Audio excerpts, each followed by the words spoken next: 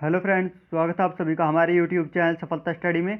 देखिए फ्रेंड्स, यहाँ पर आपको SSC CHSL tyre first exam का एनालिसिस कराया जा रहा है, जो कि आज ही 15 अक्टूबर का है। इस क्लास में हम तीनों शिफ्ट का एनालिसिस करेंगे, फर्स्ट शिफ्ट, सेकंड शिफ्ट और थर्ड शिफ्ट। देखिए हमारे पास तीनों शिफ्ट से जनरल अवेयरनेस के टोटल 58 क्वेश्चन आ गए हैं, तो यहाँ पर आपको सभी 58 क्वेश्चन बताए जाएंगे। आप इस क्लास को लास्ट तक जरूर देखें। चलिए अब सीधे क्वेश्चन की तरफ चलते हैं। देखिए सबसे पहले हम थर्ड शिफ्ट के क्वेश्चन देखेंगे, फिर उसके बाद सेकंड और फर्स्ट शिफ्ट के देखेंगे। तो देखिए थर्ड शिफ्ट में जो जनरल अवेयरनेस का सबसे पहला प्रश्न पूछा गया था कि 2019 में चिकित्सा के क्षेत्र में नोबेल पुरस्कार से किसे सम्मानित किया गया था। तो देखिए 2019 में चिकित्सा के क्षेत्र में 3 लोगों को यह पुरस्कार दिया गया है। वो 3 हैं, विलियम केलिन जूनियर, पीटर रैडक्लिफ और ग्रेग सिमन्सा। इन तीनों को 2019 में चिकित्सा का नोबेल पुरस्कार दिया गया था। तो आप तीनों का नाम ध्यान रखें। अब सेकंड क्वेश्चन देखते हैं। देखिए सेकंड क्वेश्चन में पूछा गया था कि वर्ल्ड एनवायरनमेंट डे कब मनाया जाता है। तो देखिए वर्ल्ड एनवायरनमेंट डे प्रत्येक वर्ष 5 जून को मनाया जाता है। तो यहाँ पर 5 जून आपका करेक्ट आंसर होगा। चलिए अभी नेक्स्ट क्वेश्चन देखते हैं। देखिए नेक्स्ट क्वेश्चन में यहाँ पर पूछा गया है कि अनुच्छेद 280 का संबंध किससे है। अनुच्छेद 280 से प्रश्न पूछा गया है। तो देखिए अनुच्छेद 280 का संबंध ये वित्त आयोग से है। तो यहाँ पर वित्त आयोग आपका सही आंसर होगा। देखिए अनुच्छेद 280 फर्स्ट की बात की जाए तो इसके तहत वित्त आयोग राष्ट्रपति द्वारा नियुक्त किए जाने वाले एक अध्यक्ष और 4 सदस्यों से मिलकर बनेगा, यह कहा गया है अनुच्छेद 280 फर्स्ट में। और अनुच्छेद 280 टू में की बात की जाए तो इसके तहत संसद को शक्ति प्राप्त है कि वित्त आयोग की निर्धारित करे, कि वो वित्त आयोग को निर्धारित करे। तो आप ध्यान रखें, आपके क्वेश्चन में केवल पूछा गया था कि किससे संबंधित है, तो ये वित्त आयोग से संबंधित था। अब प्रश्न नंबर देखिए 4 देखेंगे। प्रश्न नंबर 4 में पूछा गया है, काफ़ी सिंपल प्रश्न पूछा गया है, यह पहले भी पूछा जा चुका है तो यह रिपीट हुआ है। विश्व का सबसे बड़ा डेल्टा पूछा गया था। देखिए मार्च में जो एसएससी सीएचएसएल के कुछ एग्जाम हुए थे उनमें यह प्रश्न पूछा गया था। तो विश्व का जो सबसे बड़ा डेल्टा वो गंगा ब्रह्मपुत्र डेल्टा है। तो आप ध्यान रखें, यहाँ पर गंगा ब्रह्मपुत्र डेल्टा आपका सही आंसर है। और देखिए 75,000 वर्ग किलोमीटर एरिया में फैला हुआ है। तो आप ध्यान रखें। अब प्रश्न नंबर देखिए 5 है। इसमें पूछा गया था कि भारत और पाकिस्तान के विभाजन के समय गवर्नर जनरल कौन था। तो देखिए भारत पाकिस्तान का विभाजन ये 1947 में हुआ था और उस समय गवर्नर जनरल लॉर्ड माउंटबेटन थे। तो यहाँ पर लॉर्ड माउंटबेटन आपका करेक्ट आंसर होगा। चलिए नेक्स्ट क्वेश्चन देखते हैं, क्वेश्चन नंबर 6। देखिए क्वेश्चन नंबर 6 पूछा गया था कि जनवरी 2020 तक कौन सा क्रिकेटर ओडीआई में प्रथम स्थान पर रहा है। यहाँ पर देखिए विराट कोहली आपका सही आंसर होगा। जनवरी 2020 तक विराट कोहली ओडीआई में फर्स्ट स्थान पर रहे हैं। तो यहाँ पर विराट कोहली आपका करेक्ट आंसर है। देखिए प्रत्येक शिफ्ट में जनवरी और 2019 के करंट अफेयर्स पूछे गए हैं। देखिए जनवरी 2020, फरवरी 2020 और 2019 के करंट अफेयर्स पूछे जा रहे हैं। तो आप करंट अफेयर्स पढ़ते रहें। करंट अफेयर्स पढ़ने के लिए आप हमारे टेलीग्राम ग्रुप को ज्वाइन कर सकते हैं। वहाँ पर आपको डेली करंट अफेयर्स और वीकली करंट अफेयर्स प्रोवाइड कराई जाती हैं। आपके आने वाले एग्जाम में भी करंट अफेयर्स पूछी जाएंगी, तो आप टेलीग्राम ग्रुप को जरूर ज्वाइन कर लें। इसका लिंक आपको इसी क्लास के डिस्क्रिप्शन में दिया गया है। चलिए अब देखिए नेक्स्ट क्वेश्चन देखते हैं, क्वेश्चन नंबर 7। इसमें पूछा गया था कि राज्यसभा सदस्यों की संख्या कितनी होती है। तो देखिए राज्यसभा सदस्य जो होते हैं उनकी संख्या 250 होती है। यहाँ पर 250 आपका करेक्ट आंसर होगा। और ये अनुच्छेद 80 के तहत बताया गया है कि राज्यसभा में 250 सदस्य होंगे। तो आप ध्यान रखें। अब प्रश्न नंबर देखिए 8 में पूछा गया था कि राष्ट्रीय खेल दिवस कब मनाया जाता है। यह प्रश्न इस प्रकार से पूछा गया होगा कि राष्ट्रीय खेल दिवस किसकी याद में मनाया जाता है। तो देखिए राष्ट्रीय खेल दिवस प्रत्येक वर्ष 29 अगस्त को मनाया जाता है, हॉकी के जादूगर मेजर ध्यानचंद के जन्मदिवस के उपलक्ष्य में। तो आप ध्यान रखें, मेजर ध्यानचंद इनके जन्मदिवस के उपलक्ष्य में यह राष्ट्रीय खेल दिवस 29 अगस्त को मनाया जाता है। तो आप ध्यान रखेंगे। चलिए अब नेक्स्ट क्वेश्चन देखेंगे।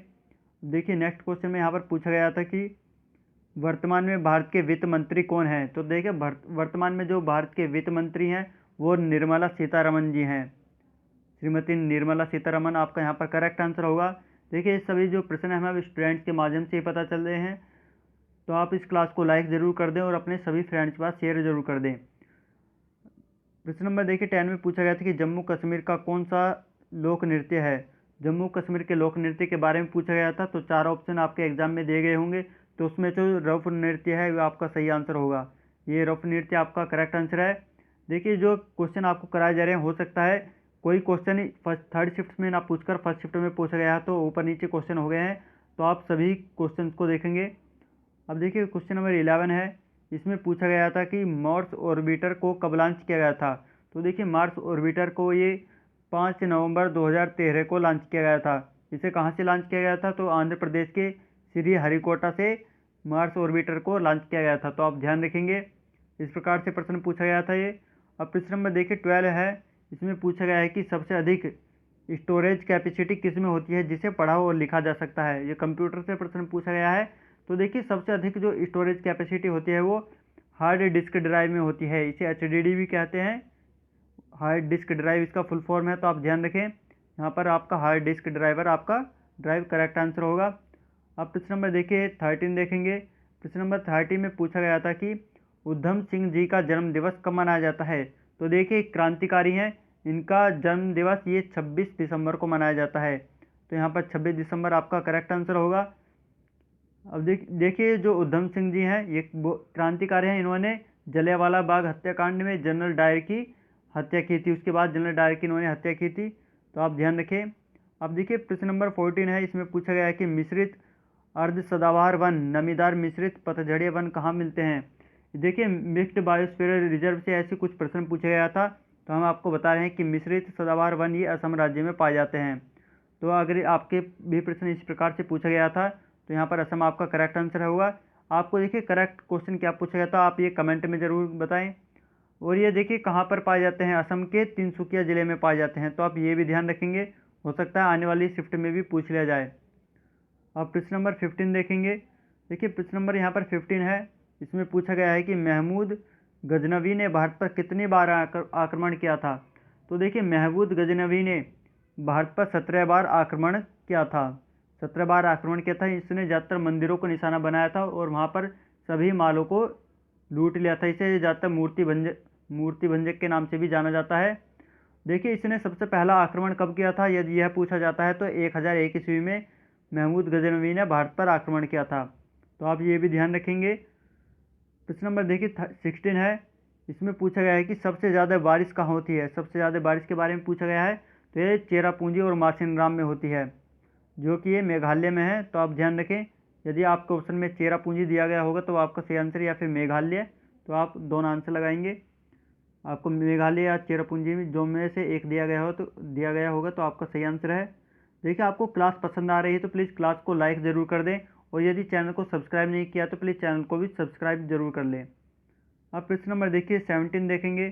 प्रश्न नंबर 17 में पूछा गया है कि किस भारतीय महिला टेनिस खिलाड़ी ने WTA होबार्ट चैंपियनशिप जीता है। तो देखिए सानिया मिर्जा भारतीय महिला टेनिस खिलाड़ी हैं, इन्होंने WTA होबार्ट चैंपियनशिप जीता है। ये देखिए फरवरी 2020 की ये खबर है। तो आप ध्यान रखें, फरवरी 2020 की करंट अफेयर से प्रश्न पूछा गया है, फरवरी या जनवरी के आसपास की है। अब प्रश्न नंबर देखिए 18 है, इसमें पूछा गया है कि अनुच्छेद 74 से संबंधित एक प्रश्न पूछा गया था। ये करेक्ट नहीं मालूम चला है, प्रधानमंत्री से संबंधित है। ये भी अनुच्छेद 34 ये 74 ये प्रधानमंत्री से संबंधित है। तो आप ध्यान रखें। अब देखिए इसके बारे में कुछ जानकारी देख लेते हैं। तो भारतीय संविधान के अनुच्छेद 74 में स्पष्ट रूप से मंत्रिपरिषद की अध्यक्षता तथा संचालन हेतु प्रधानमंत्री की उपस्थिति को आवश्यक माना गया है। तो आप ध्यान रखें। और देखिए यदि 75 के बारे में पूछा जाता है कि अनुच्छेद 75 क्या कहता है, तो देखिए अनुच्छेद 75 के अनुसार भारत का एक प्रधानमंत्री होगा जिसकी नियुक्ति राष्ट्रपति करेगा। तो यहाँ पर ध्यान रखें आप, ये 75 के अनुच्छेद के बारे में है। देखिए फर्स्ट शिफ्ट या थर्ड शिफ्ट से हमारे पास 18 क्वेश्चन थे, यहाँ पर 18 क्वेश्चन हो चुके हैं। यदि आपके पास थर्ड शिफ्ट और भी कोई क्वेश्चन है तो आप कमेंट में ज़रूर बताएं। चलिए अब सेकंड शिफ्ट के क्वेश्चन देखते हैं। देखिए सेकंड शिफ्ट के क्वेश्चन यहाँ पर पूछा गया था कि अक्षरधाम मंदिर कहाँ स्थित है। तो अक्षरधाम मंदिर ये नई दिल्ली में स्थित है। आपके ऑप्शन में नई दिल्ली दिया गया था, तो यहाँ पर नई दिल्ली आपका करेक्ट आंसर है। अब सेकंड क्वेश्चन में पूछा गया है कि चीनी यात्री ह्वेनसांग किसके शासनकाल में भारत आया था। तो देखिए चीनी यात्री ये ह्वेनसांग ये हर्षवर्धन के शासनकाल में भारत आया था। तो आपका यहाँ पर हर्षवर्धन करेक्ट आंसर है।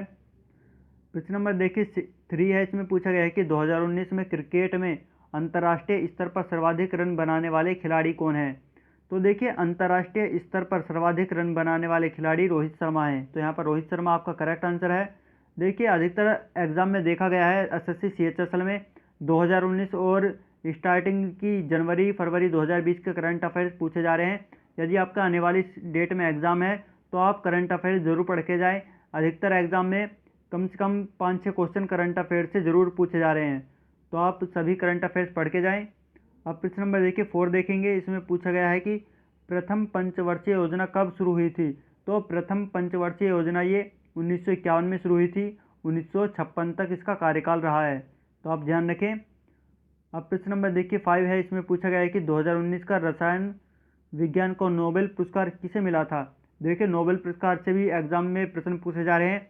ये सेकंड शिफ्ट में रसायन विज्ञान से पूछा गया था और थर्ड शिफ्ट में चिकित्सा विज्ञान से पूछा गया है कि चिकित्सा में नोबेल पुरस्कार किसे मिला था, तो ये पूछा गया। तो रसायन विज्ञान की बात करें तो 2019 में रसायन विज्ञान को नोबेल पुरस्कार ये 3 लोगों को दिया गया था, जॉन वी गुडइनफ और स्टेनली विटिंघम और है अकीरा योशिनो।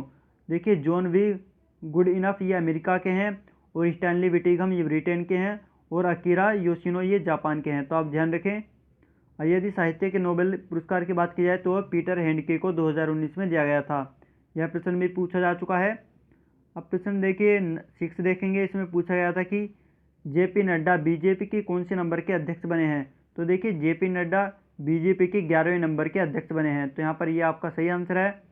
तो आप ध्यान रखें बीजेपी के अध्यक्ष कौन है, जेपी नड्डा। अब प्रश्न नंबर देखिए 7 है। इसमें पूछा गया है कि हवाई जहाज़ का आविष्कार किसने किया था। तो हवाई जहाज़ का आविष्कार ये राइट्स ब्रदर्स ने किया था, तो यहाँ पर ये आपका करेक्ट आंसर होगा। अब प्रश्न नंबर देखिए 8 देखेंगे। प्रश्न नंबर 8 में पूछा गया है कि पहला राजीव गांधी खेल रत्न पुरस्कार किन्हें दिया गया था। तो पहला राजीव गांधी खेल रत्न पुरस्कार ये विश्वनाथ आनंद को दिया गया था, तो यहाँ पर विश्वनाथ आनंद आपका करेक्ट आंसर है। देखिए आपके SSC CHSL tyre first exam complete होने के बाद आपको इसके टायर 2 की भी तैयारी हमारे चैनल पर ही कराई जाएगी, तो आप चैनल को सब्सक्राइब जरूर कर लें। आपको यहाँ पर टायर 2 डेस्क्रिप्टिव एग्जाम की तैयारी एकदम बेहतर तरीके से कराई जाएगी, तो आप चैनल को सब्सक्राइब जरूर कर लें। अब देखिए प्रश्न नंबर 9 में यहाँ पर पूछा गया था कि दलाई लामा भारत कब आए थे। दलाई लामा के बारे में पूछा गया है, तो ये 31 मार्च 1959 ईस्वी में भारत आए थे, तो यहाँ पर 1959 आपका करेक्ट आंसर है। अब प्रश्न नंबर देखिए 10 ये काकोरी कांड से पूछा गया है कि काकोरी कांड कब हुआ था। तो ये 1925 में हुई थी, तो आप ध्यान रखिए काकोरी कांड 1925 में हुआ था। अब प्रश्न नंबर यहाँ पर 11 है। इसमें पूछा गया है कि उपभोक्ता दिवस कब मनाया जाता है। तो देखिए उपभोक्ता दिवस ये प्रत्येक वर्ष 24 दिसंबर को मनाया जाता है, तो आप ध्यान रखें यहाँ पर 24 दिसंबर आपका करेक्ट आंसर है। अब देखिए प्रश्न नंबर 12 में पूछा गया था कि 2019 में अफ्रीका के 8 देशों ने एक विशेष करेंसी को अपनाया था, उसका नाम पूछा गया है। तो देखिए उस विशेष करेंसी का नाम है इको करेंसी। इसको 8 अफ्रीकी देशों ने अपनाया था, तो आप ये भी ध्यान रखें। अब प्रश्न नंबर 13 देखेंगे। प्रश्न नंबर 13 में पूछा गया है कि कामायनी के लेखक कौन है। तो देखिए कामायनी के लेखक ये जयशंकर प्रसाद हैं, तो जयशंकर प्रसाद आपका करेक्ट आंसर है। अब प्रश्न नंबर यहाँ पर 14 है। इसमें पूछा गया था कि इसरो की स्थापना कब हुई थी। इसरो की स्थापना के बारे में पूछा गया, तो ये 15 अगस्त 1969 को हुई थी, तो यहाँ पर ये 15 अगस्त 1969 आपका करेक्ट आंसर है। अब प्रश्न नंबर देखिए 15 है। इसमें पूछा गया है कि Chamera hydro electric power plant कहाँ स्थित है। तो ये आपका हाइड्रो इलेक्ट्रिक पावर प्लांट ये हिमाचल प्रदेश में स्थित है, तो यहाँ पर हिमाचल प्रदेश आपका करेक्ट आंसर है। देखिए आप इस क्लास को शेयर जरूर कर दें अपने सभी फ्रेंड्स के पास, जिससे सभी के पास यह क्लास पहुँच सके। अब प्रश्न नंबर देखिए यहाँ पर 16 है। इसमें पूछा गया है कि राज्य विधानसभा को कौन भंग कर सकता है। राज्य विधानसभा को भंग करने के बारे में पूछा गया है, तो इसे गवर्नर भंग कर सकते हैं, तो यहाँ पर गवर्नर आपका करेक्ट आंसर है। अब प्रश्न नंबर 17 में है। इसमें पूछा गया था कि पाक स्ट्रेट किन देशों से लगी है। तो देखिए पाक स्ट्रेट जो है ये भारत और श्रीलंका से लगी है। भारत और श्रीलंका के बीच की जो यहाँ पर जल संधि है इसी को पाक स्ट्रेट के नाम से जाना जाता है, तो आप ध्यान रखें। अब देखिए प्रश्न नंबर यहाँ पर 18 है। इसमें पूछा गया है कि चेर ऑफ बांस नृत्य का संबंध किससे है। देखिए डांस से रिलेटेड भी काफ़ी प्रश्न पूछे जा रहे हैं। यहाँ पर चेर ऑफ बांस का नृत्य के बारे में पूछा गया, तो ये मिजोरम का नृत्य है, तो यहाँ पर मिजोरम आपका करेक्ट आंसर है। अब प्रश्न नंबर यहाँ पर 19 है। इसमें पूछा गया है कि कौन सी मेमोरी सेमीकंडक्टर के रूप में तेज़ी से काम करती है। तो देखिए प्राइमरी मेमोरी सेमीकंडक्टर के रूप में तेज़ी से कार्य करती है, तो यहाँ पर प्राइमरी मेमोरी आपका करेक्ट आंसर है। अब प्रश्न नंबर यहाँ पर 20 में पूछा गया है कि सबसे कम जनसंख्या वाला केंद्र शासित प्रदेश कौन सा है। तो देखिए सबसे कम जनसंख्या वो लक्षद्वीप में है, ये केंद्र शासित प्रदेश है। यहाँ पर सबसे कम जनसंख्या है। अब प्रश्न नंबर देखिए 21 में पूछा गया था कि फाइंडिंग द गैप्स पुस्तक के लेखक कौन है। तो फाइंडिंग द गैप्स पुस्तक के लेखक हैं साइमन टोफेल। तो साइमन टोफेल यहाँ पर आपका करेक्ट आंसर है। देखिए सेकंड शिफ्ट के क्वेश्चन हो गए हैं। अब फर्स्ट शिफ्ट के क्वेश्चन देखते हैं। देखिए फर्स्ट शिफ्ट के क्वेश्चन यहाँ पर फर्स्ट क्वेश्चन लिखा गया है कि महात्मा गांधी जी ने दीनबंधु की उपाधि से किसे सम्मानित किया था। तो देखिए दीनबंधु की उपाधि से महात्मा गांधी जी ने CF एंड्रयूज को सम्मानित किया था। तो यहाँ पर CF एंड्रयूज आपका करेक्ट आंसर है। प्रश्न नंबर देखिए 2 में पूछा गया है कि सरोजिनी नायडू कांग्रेस की अध्यक्ष कब बनी थी। तो सरोजिनी नायडू ये कांग्रेस की अध्यक्ष 1925 ईस्वी में बनी थी। तो यहाँ पर 1925 आपका सही आंसर है। अब प्रश्न नंबर यहाँ पर 3 लिया गया है। प्रश्न नंबर 3 में पूछा गया था कि जनवरी 2020 में टेनिस ATP में कौन महिला खिलाड़ी शीर्ष पर हैं। तो देखिए जनवरी 2020 में टेनिस ATP में ये आसले बार्टी टॉप पर रही हैं। तो यहाँ पर आसले बार्टी आपका एक करेक्ट आंसर है। अब प्रश्न देखिए 4 में पूछा गया है कि फिल्म फेयर में गोल्डन ग्लोब अवार्ड किस फिल्म को दिया गया था। गोल्डन ग्लोब अवार्ड ये 1917 फिल्म को दिया गया था। यहाँ पर 1917 आपका करेक्ट आंसर है। यदि बेस्ट एक्टर की बात की जाए कि फिल्म फेयर में बेस्ट एक्टर का अवार्ड किसे दिया गया था, तो ये जोकिन फिनिक्स को दिया गया था। इनकी फिल्म जोकर के लिए इन्हें बेस्ट एक्टर का अवार्ड मिला था। तो आप ध्यान रखें। प्रश्न नंबर देखिए 5 में यहाँ पर पूछा गया है कि राष्ट्रपति अपना त्यागपत्र किसे देते हैं। तो देखिए यहाँ पर राष्ट्रपति के बारे में पूछा गया है। तो राष्ट्रपति अपना त्यागपत्र ये उपराष्ट्रपति को देते हैं। तो यहाँ पर उपराष्ट्रपति आपका करेक्ट आंसर है। देखिए आपके जो ऑप्शन दिए गए थे उसमें प्रधानमंत्री, उपराष्ट्रपति और सांसद इस प्रकार से थे। तो यहाँ पर उपराष्ट्रपति आपका सही आंसर होगा। राष्ट्रपति अपना त्यागपत्र उपराष्ट्रपति को ही देते हैं। अब प्रश्न नंबर यहाँ पर 6 है। इसमें पूछा गया है कि सखी योजना का संबंध किससे है। तो देखिए सखी योजना का संबंध ये महिलाओं को रोजगार मुहैया कराने के लिए से संबंधित है। सखी योजना के अंदर महिलाओं को रोजगार मुहैया कराया जाता है और ये उत्तर प्रदेश सरकार द्वारा चलाई गई योजना है। तो आप ध्यान रखेंगे उत्तर प्रदेश सरकार द्वारा चलाई गई योजना सखी योजना है, जिसके अंतर्गत महिलाओं को रोजगार मुहैया कराया जाता है। और देखिए इसमें क्या किया जाता है कि ग्रामीण इलाकों में बैंकिंग सेवाएं पहुंचाने के लिए ये सखी योजना की शुरुआत की गई थी। इसके अंतर्गत महिलाओं को ग्रामीण इलाकों में बैंकिंग सेवाएं देने के लिए नियुक्त किया जाता है। तो आप ध्यान रखें। अब प्रश्न नंबर देखिए 7 है। इसमें पूछा गया है कि GST को किस अनुच्छेद के तहत लाया गया था। तो देखिए GST को अनुच्छेद 101 के तहत लाया गया था। तो यहाँ पर अनुच्छेद 101 आपका करेक्ट आंसर है। प्रश्न नंबर देखिए 8 है। इसमें पूछा गया है कि मौद्रिक नीति कौन जारी करता है। तो देखिए मौद्रिक नीति ये RBI reserve bank of India जारी करता है। तो यहाँ पर ये RBI आपका करेक्ट आंसर है। प्रश्न नंबर 9 है। इसमें पूछा गया है कि एक बाइट में कितने बिट होते हैं। ये भी कंप्यूटर से प्रश्न पूछा गया है। तो देखिए एक बाइट में 8 बिट होते हैं, 8 बिट होते हैं। तो ध्यान रखें यहाँ पर 8 बिट आपका करेक्ट आंसर है। देखिए आपका जो SSC CHSL के तो यहाँ पर एनालिसिस कराए जा रहे हैं। आगे आने वाले सभी एग्जाम्स के एनालिसिस भी कराए जाएंगे। तो आप हमारे चैनल से जुड़े रहें। आपके जो RRB NTPC की भी तैयारी हमारे चैनल पर कराई जा रही है। तो आप प्लेलिस्ट में जाकर देख सकते हैं। उसमें SSC CHSL और NTPC नाम से प्लेलिस्ट है। उसमें आपको सभी प्रकार के प्रश्न मिल जाएंगे जनरल अवेयरनेस के। तो आप उस क्लास को ज़रूर देखें। अब प्रश्न देखिए 10 देखेंगे। इसमें पूछा गया है कि ICC क्रिकेट ODI में कौन महिला खिलाड़ी शीर्ष पर हैं। तो देखिए एलिस पेरी ये टॉप पर रही हैं। तो आप ध्यान रखें यहाँ पर एलिस पेरी आपका सही आंसर होगा। अब प्रश्न नंबर देखिए 11 है। इसमें पूछा गया है कि पुलित्जर पुरस्कार किस क्षेत्र में दिया जाता है। तो पुलित्जर पुरस्कार ये आपका पत्रकारिता के क्षेत्र में दिया जाता है। तो यहाँ पर पत्रकारिता आपका सही आंसर है। यदि CK नायडू ट्रॉफी की बात की जाए तो ये CK नायडू ट्रॉफी आपका क्रिकेट के खेल में दी जाती है। चलिए अब नेक्स्ट क्वेश्चन देखते हैं। देखिए क्वेश्चन नंबर 12 में पूछा गया है कि तिब्बत में माल ढोने के लिए किस जानवर को उपयोग में लाया जाता है। तो देखिए तिब्बत में माल ढोने के लिए याक को प्रयोग में लाया जाता है। तो आप ध्यान रखें यहाँ पर याक आपका करेक्ट आंसर है।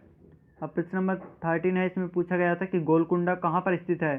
तो देखिए गोलकुंडा आपका हैदराबाद में स्थित है। तो यहाँ पर हैदराबाद आपका करेक्ट आंसर होगा। अब प्रश्न नंबर यहाँ पर 14 है।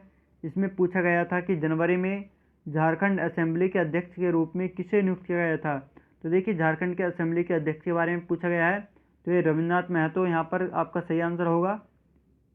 अब प्रश्न नंबर 15 है। इसमें पूछा गया था कि CPU को मॉनिटर से कौन जोड़ता है।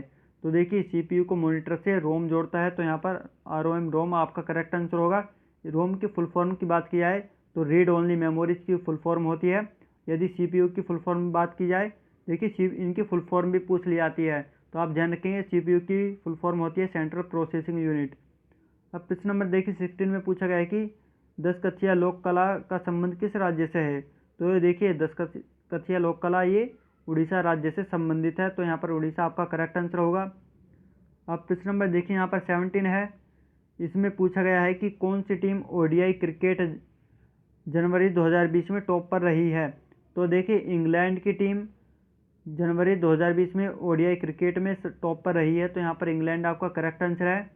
देखिए आपको बताया गया है कि आप करंट अफेयर्स पढ़ के जरूर जाएं यदि आपका आने वाली डेट में एग्जाम है, क्योंकि करंट अफेयर्स से काफ़ी प्रश्न पूछे जा रहे हैं।